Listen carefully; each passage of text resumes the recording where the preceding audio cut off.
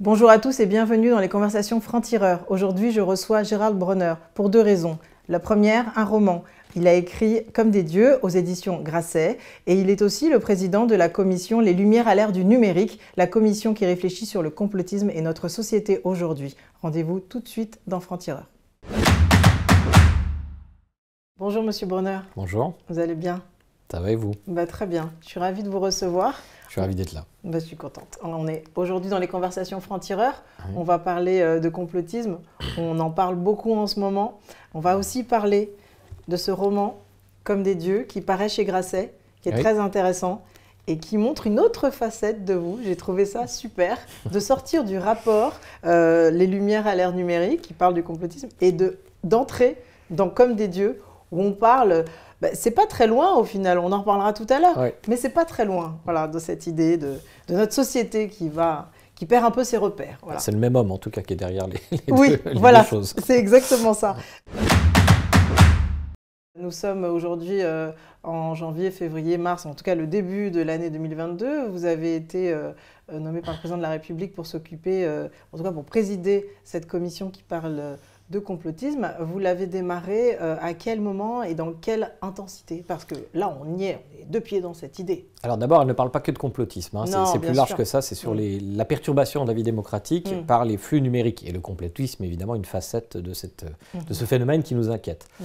Les choses sont passées comme suit, c'est-à-dire que j'ai reçu un coup de fil début septembre, je ne me rappelle plus exactement quel jour, d'un des conseillers de l'Élysée qui m'a demandé un rendez-vous. Nous nous sommes rencontrés et m'a demandé si je serais éventuellement partant. Ça avait commencé mal parce qu'il me dit comment ça va, je dis je suis débordé en ce moment. Il me dit il me dit alors ça tombe mal pour ce que j'avais à vous demander. Mais, on a besoin de vous à temps complet. Alors voilà, donc il m'a parlé de cette commission.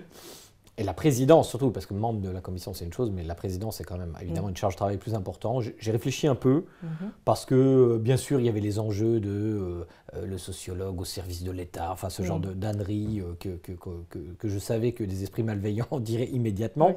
Mais ça, c'était des coups que j'étais prêt à encaisser. Simplement, on m'a dit aussi, vous aurez 3 mois pour travailler. Ça m'a beaucoup plus inquiété, parce que c'est un sujet immense.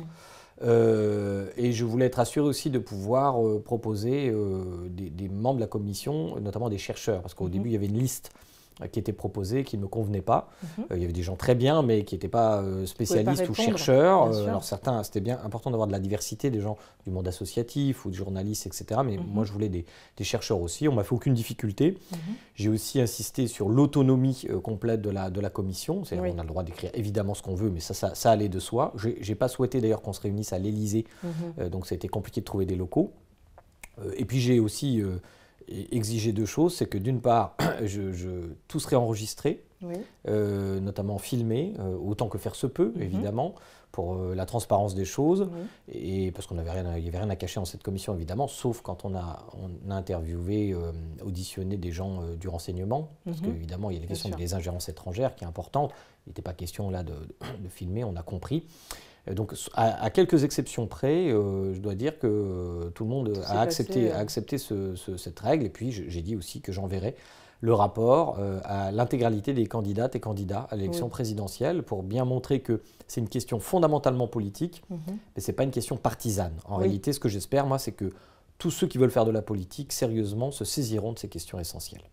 C'était un sujet qui vous intéressait avant cette proposition, justement, la désinformation, l'évolution du monde numérique dans notre histoire oui, un peu, disons que ça fait 25 ans que je travaille. C'est un peu votre cœur de métier. Et sur le complotisme précisément, c'est cette inquiétude qui est en train de monter depuis quelque temps, c'est quelque chose que vous ressentiez un peu avant? Alors, oui, donc je vous dis, ça fait 25 ans que je travaille sur les croyances en général. J'ai fait ma thèse et même mon mémoire de maîtrise. Vous voyez, quand j'étais tout bébé sociologue, je travaillais déjà sur ces questions-là.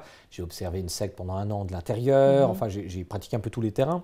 Entretien, statistiques, observation sur ces questions. Et effectivement, au moment où j'ai commencé à travailler, le monde numérique il n'y avait même pas Internet en réalité, c'était pas encore démocratisé. Et peut-être que comme j'avais cet angle, tous les chercheurs, vous savez, vous le diront, ils voient leur objet de recherche partout. Oui. On est un peu atteint de paranoïa critique, certainement, pour parler comme Salvador Dali. Je dirais que de ce fait, j'ai peut-être scruté tout à coup les mondes numériques avec une acuité sur ces questions, ce qui m'a permis peut-être d'y voir clair avant beaucoup. C'est-à-dire que j'ai vu apparaître en effet ces risques qu'entraînait la dérégulation du marché de l'information. En fait, je me rappelle très bien, même quand c'est apparu, c'est la première fois que j'ai reçu un mail qui ressemblait à ces chaînes qu'on recevait dans l'enfance. Quand j'étais enfant, mes parents recevaient parfois des lettres et il s'agissait de les recopier à la main. Et on nous disait, si jamais vous ne le faites pas, il va vous arriver des malheurs. Et si vous le faites, vous gagnerez au loto ou je ne sais pas quoi, des trucs comme ça. Bon. Ça nous terrorisait. Moi, je viens d'un milieu très très populaire. On était ce genre de croyance. C'est pas qu'on y croyait vraiment, mais bon, quand même, de temps en temps, j'ai vu ma grand-mère notamment recopier comme ça des lettres. Et alors, j'ai reçu un truc comme ça une fois par mail. Et je me suis dit, mais en fait, c'est extraordinaire parce que j'ai qu'à faire un copier-coller. C'est beaucoup moins contraignant. Et je me suis dit, bah, c'est intéressant parce que pour le coup, la technologie, elle favorise la diffusion de la croyance dans ce cas de figure parce que le coût d'investissement est beaucoup plus faible. Donc moi-même, si je le fais, bien sûr, je ne l'ai pas fait, mais je vais répondre ça facilement à 10 personnes et bien, ça va faire un effet de pyramide. Et c'est peut-être la première fois que j'ai commencé à me dire, mais est-ce que quand même, cette structuration du monde numérique, elle va apporter de l'information, de la connaissance, et certains, c'est un outil fabuleux, mais est-ce qu'elle ne va pas provoquer aussi d'autres externalités négatives? C'est comme ça que j'ai commencé à m'intéresser à ça, oui. C'est très intéressant aussi le titre, on en parlait juste avant de démarrer l'entretien, le titre du rapport, « Les lumières à l'ère numérique ». Quand on écoute votre témoignage, justement, on se dit que les lumières, on sait ce que ça représente dans notre pays, quand même, c'est très important. Et l'amener et le coller à côté du mot numérique, on a le sentiment justement que la profusion d'informations éteint un peu cette lumière, qu'on est un peu dans quelque chose de sombre. Donc c'est bien choisi ce titre. Vous connaissez la genèse de ce titre? Alors c'est une juxtaposition paradoxale en effet et intéressante. Alors le titre n'est pas de moi, mais ne m'a pas du tout dérangé, je l'ai trouvé justement intéressant. Je ne sais pas d'où il vient, peut-être que c'est Emmanuel Macron lui-même qui l'a choisi, j'en sais rien. En tout cas on me l'a proposé comme ça. Je l'ai accepté parce que cette juxtaposition est très intéressante parce qu'il s'agit effectivement de retrouver, non pas qu'il soit définitivement perdu, l'esprit des Lumières en d'autres termes, les espoirs, à la fois dans le progrès et dans la raison humaine. L'espoir que la raison humaine peut développer en termes d'action politique, par exemple. Et on avait cru, au début des années 2000, lors de l'apparition d'Internet, qu'Internet allait précisément nous permettre de nous rapprocher de ces espoirs du siècle des Lumières. L'UNESCO, à l'époque, avait fait paraître un grand texte en ayant auditionné de très très nombreux experts à l'époque, et tout le monde convergeait pour dire qu'on allait vers des sociétés de la connaissance. Bon. C'est pourquoi j'ai intitulé un de mes livres précédents « La démocratie des crédules ». C'est pour faire un peu le pendant à cet espoir. Alors évidemment, face à cette utopie, moi j'ai dessiné un peu la dystopie. On n'est pas encore dans la démocratie des crédules, mais c'est un horizon négatif, disons. Et il y a une tension entre les deux. Et je trouve que du coup, le titre de la commission me convenait parfaitement. Oui, ça correspond à ce que nous vivons à l'époque. Et puis d'un point de vue sémantique, c'est intéressant. Et à l'intérieur, alors on peut dire aussi que le rapport est téléchargeable gratuitement. Et on mettra les indications en bas de l'écran pour que vous puissiez le faire. Donc c'est très important de le lire, que vous n'ayez pas travaillé 3 mois d'arrache-pied pour qu'il ne soit pas lu, il faut le lire. C'était pas seulement un rapport pour le président de la République, c'est à lui qu'on a remis parce que la lettre de mission m'a été adressée au nom du président de la République évidemment, mais mon espoir c'est que un maximum de nos concitoyens, voire tous, le téléchargent, essayent de le lire. On l'a écrit très simplement, sans jargonner. Ça, c'est un peu ma patte aussi, mais je dois dire que les 14 experts, les 13 autres experts qui m'ont accompagné ont été tout à fait formidables, ont pris la plume. Je n'ai pas du tout rédigé l'intégralité du rapport, loin s'en faut. On s'est réparti les chapitres, etc. Et ils ont tous eu cette exigence de clarté et tout est référencé, tout est documenté par des notes de bas de page, ce qu'on avance, y compris quand la science n'est pas stabilisée. C'est-à-dire qu'on le dit, on dit à des moments, on ne sait pas encore, on n'est pas sûr que, etc. Voilà, je pense que c'est comme ça qu'il faut progresser. C'est intéressant parce que, je reviendrai à ma question après sur justement le glossaire qui est en début, mais là ce que vous dites me fait penser à quelque chose, c'est qu'en effet on a peut-être pu vous dire, alors vous avez un rapport, vous nous dites, vous savez, vous détenez la vérité et nous on doit simplement écouter et entendre. Mais en fait, parce que vous parlez avec les mots du quotidien, c'est totalement accessible et ça c'est important de rappeler qu'il y a 125 pages, c'est extrêmement Enfin, on arrive à le lire, mais presque comme un roman, parce qu'on est dans notre actualité. Ça, c'est important de le dire. C'est un miroir de notre histoire. Oui, mais je pense que c'est effectivement la politesse minimum de quelqu'un qui écrit pour tout le monde, c'est de se faire comprendre.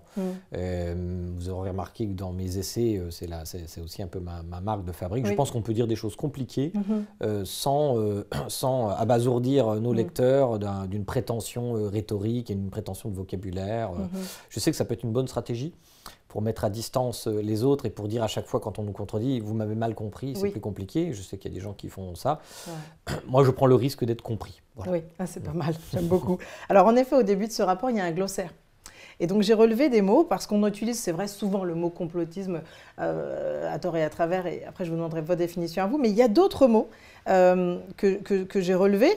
Mes informations, fake news, on entend, grâce à Trump, on sait exactement ce que c'est. Infox, désinformation, théorie du complot, information, piège à clic.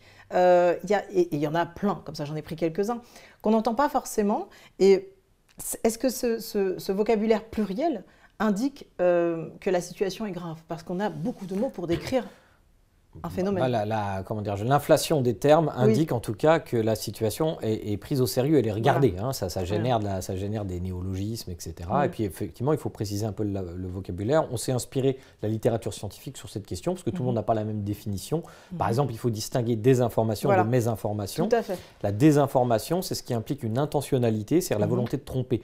Ce que n'est pas la mésinformation. La mésinformation, c'est des fausses informations portées par des individus qui croient que c'est vrai, tout simplement. Et comme ça m'est arrivé, moi, de diffuser des informations que je croyais vraies et qui se sont révélées fausses. Ça, c'est pas tellement... c'est un problème. Mais je veux dire, il ne s'agit pas donc de diaboliser la plupart de nos concitoyens qui peuvent céder à ces fausses informations. La désinformation, ça, c'est autre chose. C'est autre chose. Votre définition de la désinformation? C'est ça, c'est des fausses informations qui sont créées ou diffusées consciemment, avec l'intentionnalité, avec l'intention de tromper. Oui, tout à fait.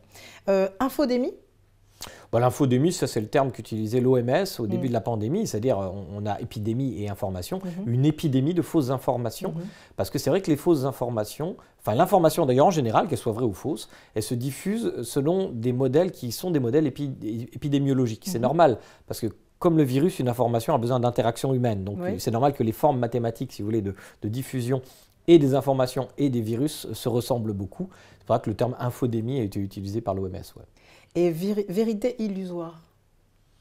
Vérité illusoire, c'est l'impression, c'est ce qu'on appelle aussi des raisonnements captieux, c'est l'impression que quelque chose est vrai, mais ne l'est pas, tout simplement. Ouais, je veux dire, par exemple, on a l'impression, quand on n'a aucune culture scientifique, que la Terre est plate, puisque la rotondité de la Terre et s'exprime dans des dimensions telles qu'on ne peut pas la percevoir par le regard, et donc en première instance, il y a une vérité illusoire qui est que la Terre est plate. C'est pour ça. C'est vrai que c'est important parce que dans le rapport, justement, il y a beaucoup de termes que l'on apprend, mais qui nous permettent de mieux comprendre ce que l'on est en train de vivre, parce qu'on est noyé sous l'information et que ça peut participer de la désinformation que d'être noyé.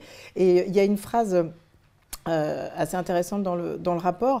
Ce que nous savons ou croyons savoir vient du témoignage d'autrui. Oui. Donc ça correspond à ça. Oui, c'est-à-dire que l'espèce humaine, nous sommes des animaux, il ne faut pas l'oublier. Nous sommes des sortes de singes très intelligents, mais malgré tout, nous vivons en coalition. Ce qui a fait notre survie, c'est parce que nous sommes des animaux qui vivons en société, collectivement. Et donc, une mesure très rationnelle, ou plutôt une disposition très rationnelle, qui date de je ne sais quand, mais il y a très longtemps dans notre évolution, fait que beaucoup de nos points de vue sont indexés sur le point de vue des autres. Ce qui n'est pas du tout stupide, n'est-ce pas? Si vous êtes dans une salle avec des centaines de personnes et que tout à coup, des dizaines de personnes se mettent à courir en hurlant, vous avez intérêt de courir avant de savoir pourquoi ils courent. Bon. Évidemment, il peut y avoir des effets drôlatiques de cette façon. Bien sûr, à l'origine, ça peut être un simple ballon qui explose, et puis ça peut être évidemment amusant. Mais en général, on a des raisons de pratiquer ce qu'on pourrait appeler la stratégie du conformisme, c'est-à-dire de se conformer aux autres. Et d'ailleurs, c'est un dispositif qui est en quelque sorte, qui se développe très très tôt. On l'explique dans le rapport, pareil, en consultant la littérature scientifique. Très très tôt chez les enfants, ils font confiance ou pas confiance aux adultes selon la façon dont ils se comportent, etc. Donc ce sont déjà des petits êtres rationnels d'une certaine façon. Seulement, ces dispositions à la rationalité, elles sont elles entrent en concurrence dans notre cerveau avec d'autres types de dispositions qui, au contraire, par exemple, les vérités illusoires, c'est-à-dire qui vont ouvrir à des formes de décision rapides, mais qui peuvent être fautives dans certains cas. Et plus grave, ces dispositifs rationnels qui consistent à faire confiance en un énoncé quand il est approuvé par beaucoup de gens, eh bien, cela est totalement déréglé par les réseaux sociaux. Puisque précisément, on a pu montrer aussi expérimentalement que la popularité d'un contenu fait beaucoup pour sa crédibilité. C'est-à-dire que les gens ont tendance à le croire vrai quand il est populaire. Seulement cette popularité, évidemment, elle peut être l'objet de groupes qui peuvent être minoritaires mais très actifs sur les réseaux sociaux et qui vont donner à leur point de vue, à leurs arguments, une visibilité qui dépasse leur représentativité. C'est ce qu'on appelle la perturbation du calibrage social. Et c'est cela qui crée une véritable, finalement, révolution dans notre vie sociale en raison de l'apparition du monde numérique. Et en parlant du numérique, est-ce qu'il faut faire la guerre aux algorithmes? Est-ce que, par exemple, pour prendre un exemple, on va avoir Netflix, par exemple, et on va regarder une comédie, et on va avoir après des propositions qui ne seront que des comédies. Est-ce qu'il faut faire la guerre aux algorithmes pour nous permettre de penser en dehors de nous-mêmes? On voit bien que les algorithmes sont d'abord faits et pensés pour nous rendre service d'une certaine façon, mais aussi nous enferment, comme vous l'avez dit, que ce soit pour Netflix, Amazon, Facebook, etc. Ça devient un peu plus grave, parce que pour le choix de vos films, c'est pas encore très grave, et puis même ça peut accélérer votre décision, parce que moi je ne sais pas comment vous faites pour décider de choisir quelque chose sur Netflix si vous n'avez pas déjà une idée. Vous pouvez passer 1 heure à tourner, donc bon, ça peut nous aider, pour être tout à fait honnête.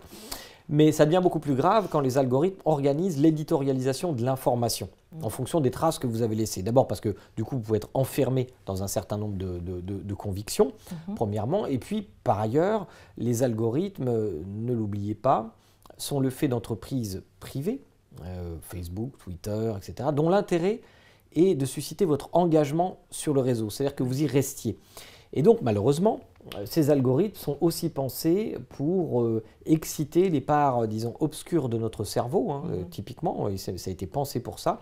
Et par exemple, on a appris, grâce aux révélations de Frances Haugen, qu'on a auditionné, qui est la donneuse d'alerte de Facebook, une ancienne salariée de Facebook, et qui nous a appris, donc je vous dis, on l'a auditionné. Comment on a auditionné Facebook? On a essayé d'entendre vraiment le plus largement possible les gens. Eh bien qu'un message qui était assorti de l'émoticône colère était, si vous voulez, avait un coefficient x5 par rapport à un message assorti d'un simple like. Donc vous voyez bien que la mise en avant de contenus qui peuvent susciter de la conflictualité, de la colère, des émotions de rage, sont favorisées dans l'éditorialisation algorithmique. Je n'ai pas besoin de développer beaucoup pour que vous conceviez les conséquences très négatives que ça peut avoir sur notre rage collective, par exemple. Alors évidemment, tout ça n'est pas encore bien démontré, tout simplement parce qu'on n'a pas accès aux données. C'est une des recommandations fortes qu'on fait dans une des 30 recommandations qu'on fait. Il y en a 30, exactement. C'est le fait que les chercheurs puissent avoir accès aux données. Alors, ce n'est pas une réclamation corporatiste que je fais là. Bien sûr, je suis chercheur, j'y ai un intérêt, mais je dois le reconnaître. Mais par ailleurs, il faut bien, pour prendre la métaphore qui va vous parler en temps de pandémie, c'est très difficile de trouver un vaccin à propos d'un virus si on n'a pas de données sur le virus, quoi, voyez. Oui, tout à fait. Et donc là, on est obligé plus ou moins de faire confiance aux GAFAM. Et moi, je ne suis pas prêt à ça. Bien sûr, parce vous avancez à l'aveugle. Je ne suis pas pour les diaboliser non plus. J'essaie d'avoir une position raisonnable. Je comprends leur intérêt économique, etc. Voilà, je pense que leurs algorithmes peuvent nuire à la démocratie et qu'il faut qu'ils injectent dans leurs algorithmes des considérations d'intérêt général. Et sinon, il faut les y forcer à un moment donné, s'ils ne le font pas en consentant, en toute conscience, voilà. Donc, à mon avis, il ne faut pas les diaboliser. Ce qu'ils provoquent, ce sont des externalités négatives, donc souvent indésirées. C'est-à-dire qu'ils ne souhaitent pas qu'il y ait la guerre civile ou des choses comme ça, ou nous rendre bêtes. Je ne pense pas que c'est dans leur objectif. Leur objectif, c'est de gagner de l'argent, mais seulement d'en gagner d'une façon qui peut nuire à la sérénité démocratique. Donc c'est ça qu'on interroge. Donc effectivement, la question des algorithmes, elle est importante.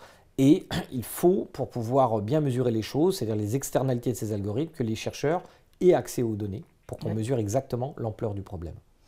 Et ça risque de prendre quelques temps. Oui, mais on est en train d'avancer. On est en train d'avancer parce qu'il y a le Digital Services Act qui est entrant là en ce moment et au moment où la vidéo sera passée, peut-être ça sera déjà advenu, qui va probablement permettre aux chercheurs justement d'accomplir cette recommandation finalement du rapport, et si c'est le cas, je m'en réjouis. Oui, parce qu'il y a une prise de conscience collective et une responsabilité aussi de la part des entreprises qui veulent aussi avoir une belle image avec tout le système RSE, de participer à un acte citoyen aussi, donc il y a une évolution des mentalités. Oui, mais alors tout à fait, probablement, c'est pour ça qu'il ne faut pas les diaboliser, ils ont quand même aussi un intérêt à prendre en compte nos demandes.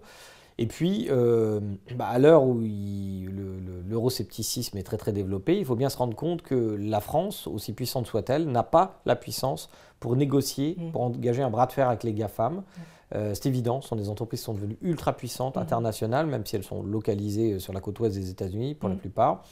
Et donc, le niveau européen est un niveau, espérons-le, qui atteint la masse critique pour entamer ces négociations. Ouais.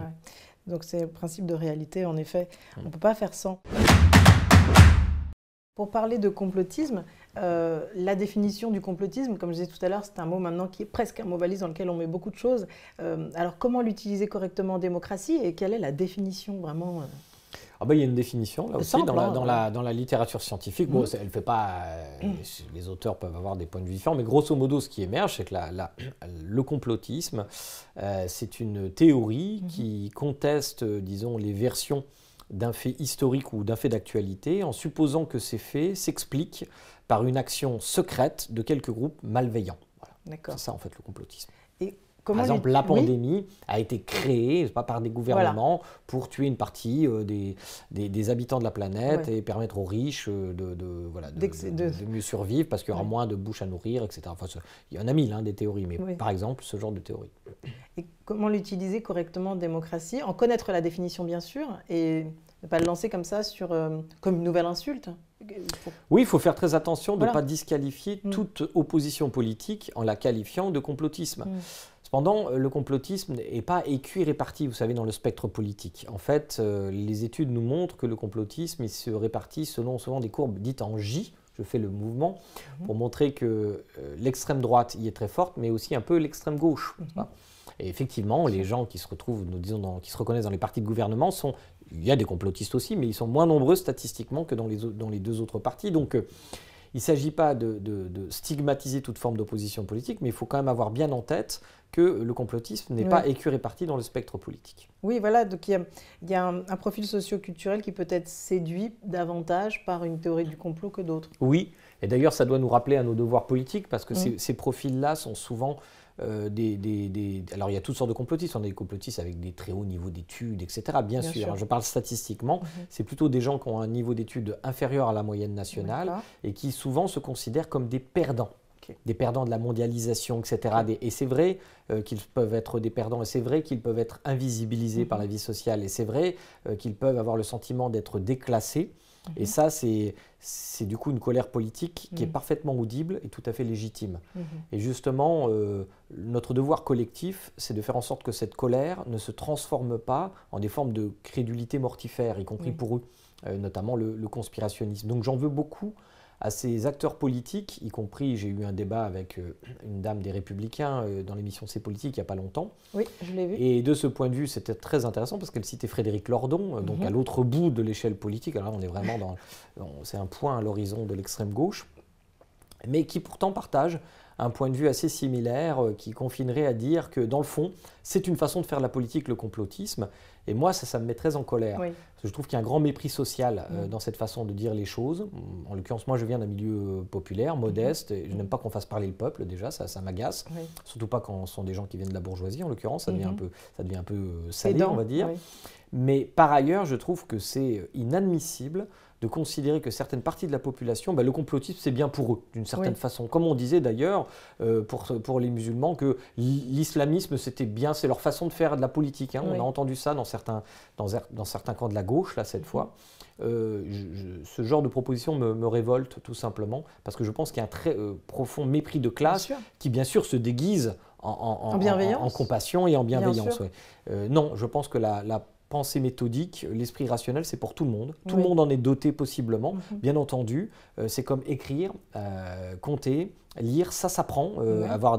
Développer ce qu'on appelle des dispositifs de métacognition, ça s'apprend, et c'est une décision politique. Il faut l'offrir à chacun de nos concitoyens volontaires, bien entendu, pour que chacun puisse faire sa déclaration d'indépendance mentale. D'ailleurs, on parlera d'éducation tout à l'heure, mais vous proposiez... Enfin, vous souhaitez que, et je suis d'accord avec vous, je vous soutiens, l'esprit critique soit une cause nationale. Ouais. Il faut développer cet esprit.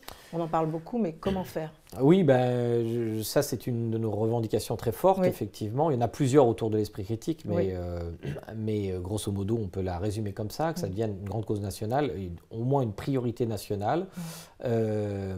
Oui, parce que ça au moins, ça reste encore entre nos mains. On contrôle notre destin national, si je puis dire. Un certain nombre de choses concernant les algorithmes, on est obligé de compter sur le bon vouloir des GAFAM ou alors engager un rapport de force avec eux, prendre des dispositions juridiques. Et ça va être très long et très compliqué parce qu'ils ont des avocats et de très nombreux avocats. Bon.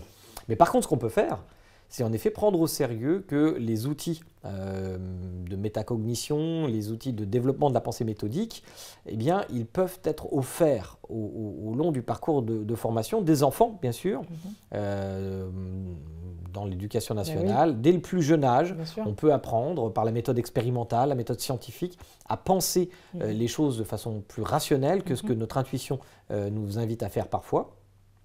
Mais pas seulement pour les enfants, c'est là peut-être aussi une des nouveautés du rapport. Nous, on propose de prendre des dispositions pour que ça soit ouvert aussi à la formation continue des adultes et dans tous les endroits où dans notre vie de citoyen, nous faisons une pause pour nous former de nouveau, pour regarder le monde, pour prendre le temps de repenser le monde. Eh bien, c'est là qu'il faut offrir, bien entendu, à ceux qui le souhaitent, ces outils que justement la science contemporaine a forgés. On a la chance quand même sur ce sujet que la science a fait beaucoup de progrès, on en sait beaucoup plus sur le développement d'esprit critique, ce qui marche, ce qui ne marche pas.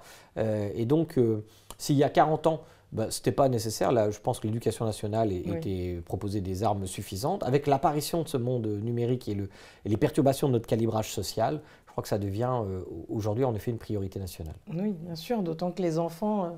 sont avec un smartphone et un accès à l'information. Dès la 6e en moyenne, donc effectivement, ça fait jeune. Oui, apprendre à comprendre ce qu'est le monde qui nous entoure.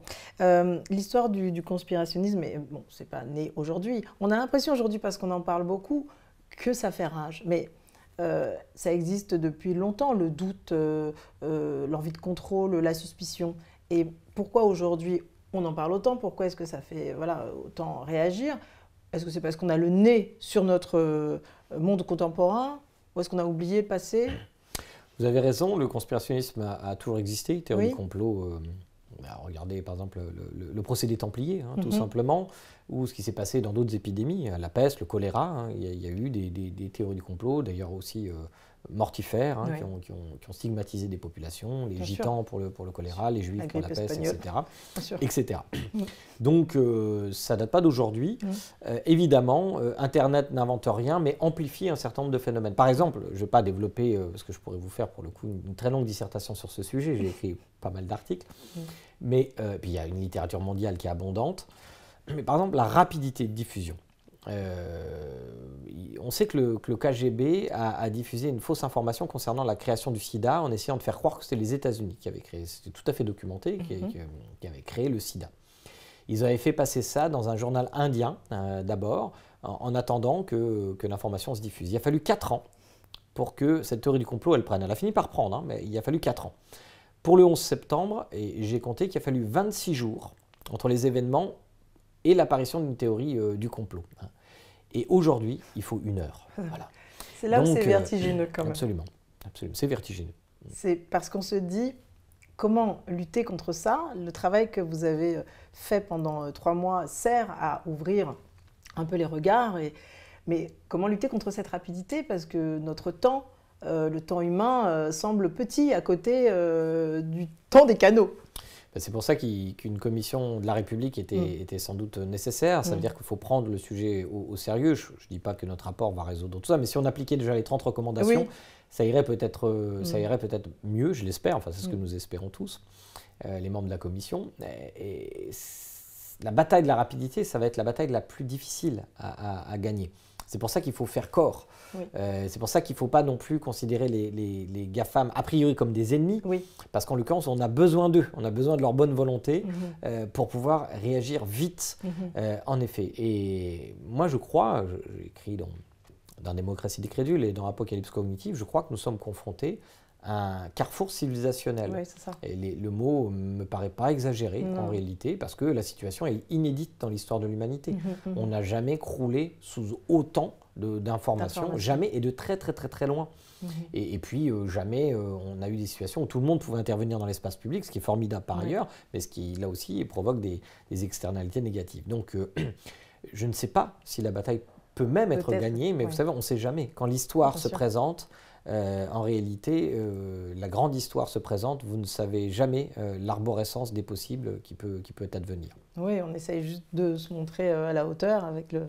Voilà. Il y a toujours une dimension de pari dans tout ce qu'on fait. Voilà. Bien sûr, bien sûr. Et est-ce que paradoxalement, en vous écoutant, j'ai réfléchi, je me dis que parce que c'est inédit et qu'on n'a jamais eu autant d'informations à notre disposition, paradoxalement, on a besoin de contrôle et on a besoin de tout savoir sur tout et d'être rassuré. Est-ce que ça peut être un début d'explication, de se dire, bon voilà, j'ai l'impression d'être rien face à toute cette masse d'informations. Comment je fais pour tenir mes repères et mon identité? Ce qui est sûr, c'est qu'en effet, le sentiment de dépossession de son environnement est un des facteurs qui peut conduire à endosser, par exemple, le conspirationnisme. Oui, dépossession, la mondialisation crée une inquiétude. On a l'impression que le pouvoir politique se situe toujours plus loin, et même le pouvoir national semble être dépossédé par certaines décisions européennes, par exemple, ou par certains flux économiques, financiers, mondialisés, la fiscalité, etc., les paradis fiscaux, enfin tout ça nous paraît, les flux migratoires, enfin il y a toutes sortes de, bien sûr entendu, le réchauffement climatique, enfin toutes sortes d'événements qui dépassent les simples bases des frontières des États-nations. Donc ces flux se sont mondialisés, mais nous en subissons un certain nombre d'effets sur nos territoires. Donc il y a ce premier point, puis deuxième point, y compris la technologie. Dans les années, je suppose, nos parents, on va dire, savaient changer une ampoule, éventuellement traficoter un moteur de voiture pour le réparer s'il n'allait pas, ou de machine à laver, ou la télé, etc. Aujourd'hui, nous sommes incapables, non pas parce que nous savons moins, mais parce que les objets se sont tellement technicisés qu'il faut changer un module. Il n'est pas question de les trifouiller, c'est dur à dire, de trifouiller avec un outil derrière votre télé, etc. Donc on a un sentiment de dépossession. De même, le monde numérique, les algorithmes, en fait, personne ne sait ce qu'il y a dans les algorithmes véritablement. Donc on a un sentiment de dépossession. Et c'est vrai que il y a certains récits qui s'offrent pour nous donner l'illusion qu'on remaîtrise notre environnement. Et c'est exactement le cas des théories du complot, parce qu'elles proposent des explications simplistes qui nous autorisent à nous indigner, à être en colère, parce que le pire dans le monde contemporain, c'est que quelquefois les choses sont tellement complexes qu'on ne peut même pas s'indigner en réalité. C'est-à-dire que la responsabilité, elle est tellement éclatée en plein d'acteurs qu'on se dit, en fait, il n'y a que des humains, quoi. Et alors la théorie du complot, c'est pas ça. La théorie du complot, elle vous offre un responsable, un coupable qui est très méchant, généralement très mal intentionné, et il faut le punir. C'est pour ça qu'ils se prennent pour des héros, parce que les récits qu'ils ont endossés leur offrent une lecture manichéenne du monde. Et c'est l'autorisation à l'héroïsme, parce que sinon, comment être un héros dans un monde si complexe? Oui, c'est ça. Donc la défiance nous sert de nouveaux récits. Oui, c'est là où c'est nébuleux, et il y a une ombre devant nous quand on a le sentiment que parce qu'on sait le savoir est une force, le savoir est une arme, on les connaît, ces phrases un peu slogan, on sait de plus en plus, et finalement on souffre de toute cette information. Parce que je pense qu'il y a une douleur humainement, de réagir. L'étape d'après, par rapport à toutes ces théories du complot, c'est la violence. Donc elle n'agit que parce qu'on... Heureusement, il y a très peu de gens qui endossent ces théories du complot qui deviennent violents. Vous savez, c'est comme dans la religion. Il y a très peu de gens qui se rapprochent de la religion et qui deviennent violents ou terroristes. Heureusement, sinon on ne pourrait pas vivre, tout simplement. Mais en effet, ça peut être des marchepieds vers la violence politique. On en a des exemples. Oui, avec les élus en ce moment. Les élus, ce qui s'est passé au Capitole aux États-Unis, ou même des projets d'attentats qui ont été déjoués, là qui viennent vraiment de l'extrême droite, conspirationniste, des enlèvements, l'enlèvement de la petite Mila par exemple, etc. Bon, tout ça, ça vient de réseaux complotistes. Ça nourrit les craintes, en fait. Et pour parler de débat démocratique, la parole anarchique face à la liberté d'expression, comment est-ce qu'on peut arriver à faire la différence entre les deux quand on a l'impression d'avoir un Twitter à disposition et donc de pouvoir tout dire parce qu'on a la liberté d'expression, en étant à la limite de la diffamation, mais quand même en prenant une parole qui peut être un peu violente et nauséabonde, comment arriver à préserver cette idée de la liberté d'expression? D'abord, elle est essentielle à la démocratie, donc il faut faire très attention quand on parle de régulation du marché. Il faut que chacun puisse s'exprimer, d'abord dans le cadre de la loi. Il y a une loi, 1881 en France, je pense qu'il faut l'utiliser, il faut la convoquer. On a un chapitre dans le rapport qui porte vraiment sur les questions juridiques. On propose quelques innovations, mais pas beaucoup, parce qu'on pense que le dispositif est là. Il suffit de l'utiliser, simplement il faut avoir des bras, des cerveaux, pour pouvoir l'utiliser, parce que la justice en France, elle est totalement débordée, elle ne peut pas régler toutes les questions qui ont trait à des menaces. Donc ça, c'est un vrai problème, effectivement. Complètement. Dans le rapport, il y a aussi un moment où vous parlez d'espace commun épistémique. Donc cet endroit, vous allez nous donner la définition, c'est aussi un mot qui peut paraître comme ça un peu difficile d'accès, épistémique, un endroit où la conversation est possible. Oui, c'est nécessaire à la démocratie. La démocratie, c'est un espace qui est ménagé, y compris constitutionnellement, pour qu'il y ait des contre-pouvoirs. C'est des pouvoirs qui s'équilibrent les uns les autres. C'est ce qui fait la sagesse. C'est ce qui fait la sagesse politique, là, c'est qu'on ne puisse pas faire tout et n'importe quoi. Sinon, vous savez bien que la meilleure des femmes ou le meilleur des hommes deviendra vite un despote s'il n'y a pas de contre-pouvoir. Donc ça, c'est important. Et donc, ça veut dire qu'il faut c'est un espace, l'espace public doit être un espace de contradiction, d'engueulade même, c'est pas le problème. Mais pour s'engueuler, encore faut-il avoir des arguments qui sont commensurables, c'est-à-dire qui sont dans le même espace intellectuel. Enfin, qu'est-ce que je peux dire de la légitimité d'un homme politique à quelqu'un qui croit que les élections ont été truquées, si moi je crois qu'elles ne l'ont pas été. On n'a pas les mêmes bases communes, c'est compliqué. Et donc, forcément, le président de la République ne va pas être considéré comme légitime. Ce n'est pas son président de la République. Alors, si vous êtes dans la même société et que les gens considèrent que ce n'est pas leur président de la République, on commence à avoir un problème démocratique. C'est-à-dire que ce sont des gens qui habitent dans la même société, mais plus tout à fait dans le même monde. C'est ce que j'appelle la sécession mentale. Et on a alors des gens qui se représentent la pandémie, pas du tout comme vous et moi. Il y a des gens même, pour prendre le spectre le plus ridicule de cette crédulité, qui croient que la Terre est plate, pour reprendre les platistes, n'est-ce pas ? Et donc, ils se réunissent en congrès, et voilà, ils aiment dire d'ailleurs qu'ils ont des membres tout autour du globe. Donc, je vous laisse réfléchir au paradoxe de cette déclaration. Mais par ailleurs, donc, évidemment, ce ne sont pas des millions d'individus, mais quand même, le fait que cette croyance quand même assez loufoque puisse ressurgir aujourd'hui, avec des arguments forts si vous n'avez pas les contre-arguments. C'est-à-dire c'est pas que vous allez basculer vers le platisme, mais vous n'aurez peut-être pas les contre-arguments pour répondre si vous ne plongez pas, comme eux le font dans leur rhétorique. Et donc, voilà, le risque principal, c'est de vivre dans la même société, mais plus dans le même monde. Oui, voilà, d'être côte à côte, pour reprendre une phrase connue, plutôt que d'être ensemble. Il y a une phrase d'Emmanuel Kant dans le rapport. « Oser savoir est le courage de te servir de ton propre entendement ». Voilà donc la doctrine des Lumières, on en parlait tout à l'heure. Donc c'est important de faire référence justement à l'histoire intellectuelle mondiale, parce que cette idée du complotisme, on en parle beaucoup en France, mais c'est un fait mondial. Nous, on est dans le pays des Lumières, on en parlait tout à l'heure, donc on est tendance à être amoureux du débat, de la conversation, de la contradiction, plutôt que du bavardage. Mais le complotisme et cette façon d'être dans la défiance est un fait mondial. Comment est-ce que ça peut s'expliquer qu'on soit à la même heure partout dans le monde avec des pays illibéraux? Alors, certains pays ont moins la cote au niveau des pensées populistes, mais quand même, il y a quelque chose d'assez important qui monte depuis quelque temps. Comment est-ce que vous analysez, en tant que sociologue, la situation globale, macro-mondiale? D'abord, le conspirationnisme n'est pas présent avec la même force partout. Ça dépend du contexte politique. Ça dépend aussi de la nature du pouvoir. D'ailleurs, il y a même des gens qui sont au pouvoir et qui portent le complotisme. Je veux dire, des gens comme Bolsonaro ou Donald Trump, tout simplement. Ou même s'il n'était pas au pouvoir, le mouvement 5 étoiles de Pepe Grillo, avec des théories loufoques sur le sida, on en parlait tout à l'heure par exemple, ou des sentiments anti-vaccination forts. Donc ça dépend beaucoup aussi ça dépend beaucoup, en partie, parce qu'il y a des variables psychologiques qui sont impliquées, mais il y a aussi des variables socio-économiques. Par exemple, les inégalités sociales, la perception des inégalités sociales, ça a un impact. C'est pour ça qu'il est important aussi de mener une politique globale pour prendre en compte toutes ces questions. Il ne suffit pas seulement de faire du debunking et de faire de l'esprit critique, etc. C'est très important, mais il y a aussi des questions sociales profondes à traiter. Et puis, bien sûr, il y a certains récits qui sont avantageux pour certains pays. Donc, on va trouver tel type. Par exemple, les théories conspirationnistes du 11 septembre étaient très, très en vogue en Arabie Saoudite ou en Turquie, etc., dans les pays musulmans, parce que c'était agréable d'imaginer que ce n'était pas des musulmans ce n'était pas Al-Qaïda qui avait provoqué ces attentats, mais plutôt la CIA qui creusait le sillon de la détestation des États-Unis, bien sûr.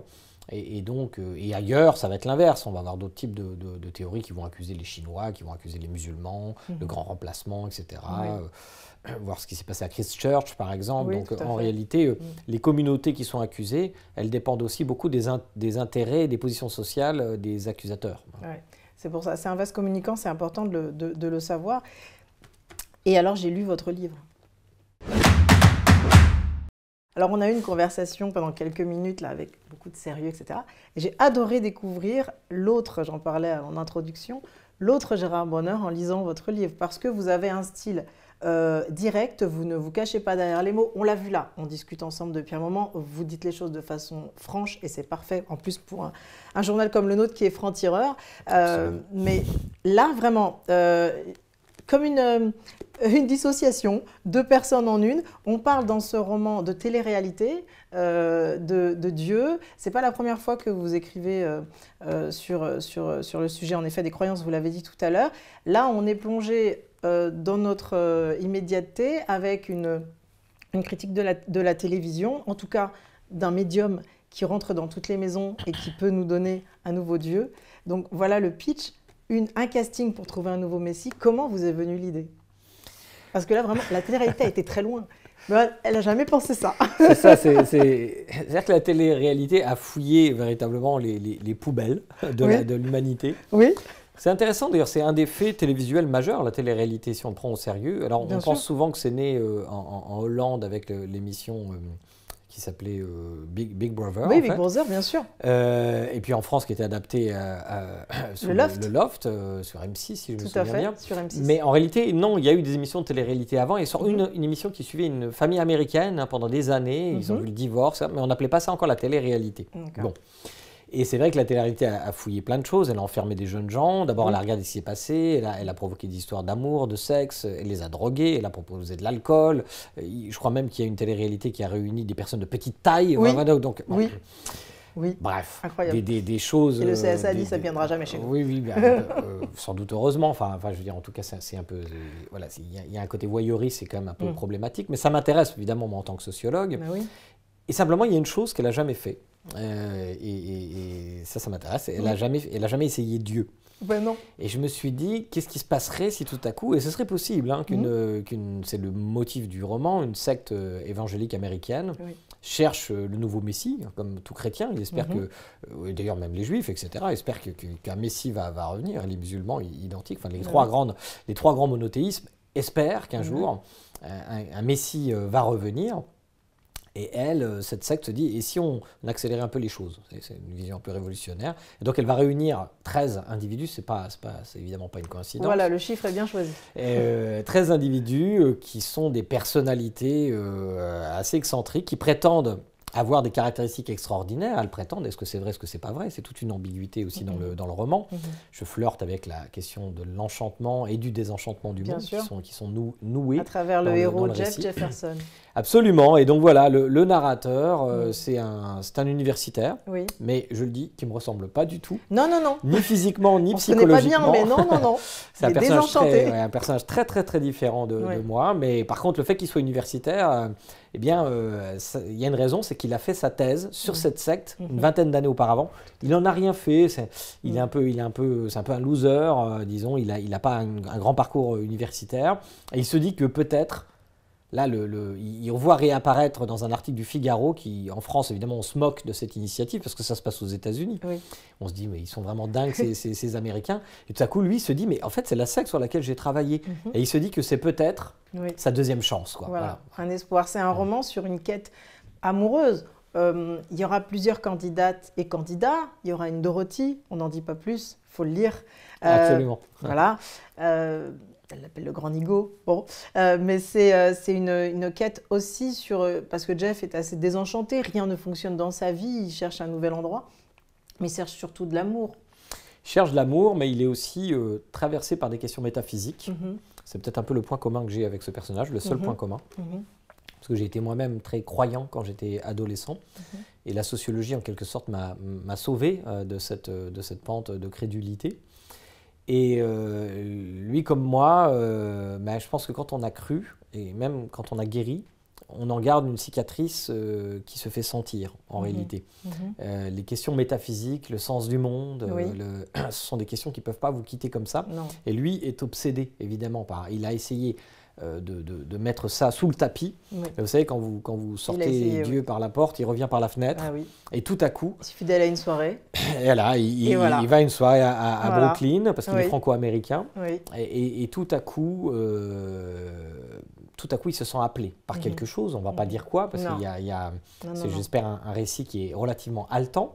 Parce qu'évidemment, en fait, Vox Populi, Vox Dei, c'est le peuple qui va voter. Hein, comme dans toutes les téléréalités, c'est les gens qui regardent la télé qui vont voter pour désigner l'élu U ou l'élu UE qui va remporter finalement cette télé-réalité, qui va désigner comme le Messie du coup. Le récit, pour une partie, se passe dans cette télé-réalité, et puis dans la vie de Jeff à New York. Et l'autre partie, parce que je ne vais pas frustrer le lecteur, il y a bien quelqu'un qui est élu. Il y a bien un Messie qui voilà. Et l'autre partie, c'est qu'est-ce qui se passe. C'est ça qui est la grande interrogation. Parce que pendant tout le livre, en tout cas le début du livre, on se demande si la télé-réalité va capoter et qu'on ne va pas... Parce que c'est pas entendable en fait de se dire que la télé va choisir le nouveau Messie. Donc il y a aussi une envie de votre part de regarder notre média télé d'un côté un peu critique. Oui, c'est notre nouveau Dieu, la télévision. Le sociologue n'est quand même pas trop éloigné de l'écrivain, même. Je disais, c'est le même mode quand même qui est derrière. Donc, évidemment, il y a un regard un peu analytique. C'est un roman qui, j'espère, est un peu drôle aussi. Hein.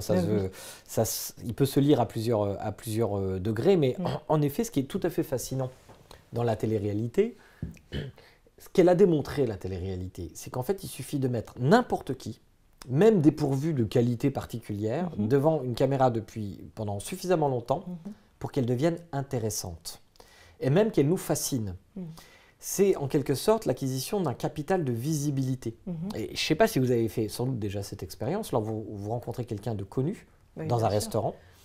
Vous faites semblant d'être totalement indifférent, parce que évidemment, le jeu c'est de dire je m'en moque complètement. Et en même temps, vous avez envie de voir ce qu'ils mangent, avec qui ils discutent, etc.